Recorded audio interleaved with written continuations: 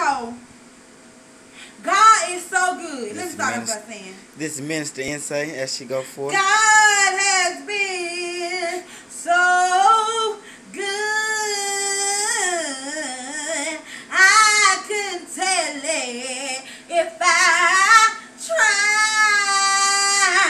tried. Anyway, but you know, God is so good. You know, before I moved down here to Birmingham, I used to live up there with Ching and them. And I told them that I wanted to get off the scene because the Lord was gonna move. And when Hurricane Katrina came, and it was just like, God ain't have to let them folks, you know, be like that, but God seemed fit for that to happen. And you never question God, you know. And when I came here, I moved from Tallahassee, Florida. And I said, Lord, I thank you for another day. And when I moved down here to Birmingham, I was like, you know, I go to these churches and I finally joined a church where I was liking it and stuff. But at these other churches, I go in there, them girls be with they tooted up nose like God owe them something. God don't owe you nothing. You on something, you know, folks don't even like wake up in the morning no more and say, God, I thank you. God, I bless your name. God, you're worthy, Lord. Because of who you are, God. You didn't have to wake me up this morning, God, but you did.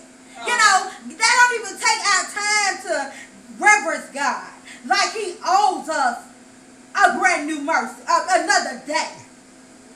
You know, because I speak the word. And God said, a cheerful giver.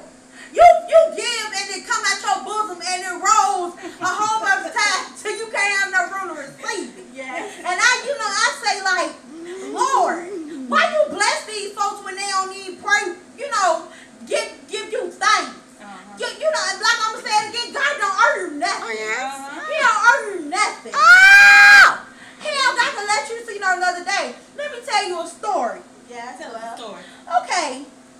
One afternoon, I was coming home from school, and some folks had got into it or whatever, and you know, God works in mysterious ways. Yes, he does. And we was coming home, the folks was arguing on the front porch, and the lady was telling her son, "You need to thank God. He was in so much mess, and so much hell was building up in him." Until she was like, "You need to thank God, boy." And he said, "It wasn't no God. He ain't got to thank God." And do you know, little as he walked out that front porch, was shot down, killed him. So you never take God for granted. You know, you can wake up at 8 o'clock in the morning, but you're not going to go back to sleep because God can come snatch you up. God works in mysterious ways. Don't doubt my God. Don't sit on my God like he owes you a life here on this earth, because he don't owe you nothing. You know. And I get sick and tired of church people. Church folk. Like they owe so high and mighty. You know, these pastors and whatnot, and these high callings, whatever you want to call them.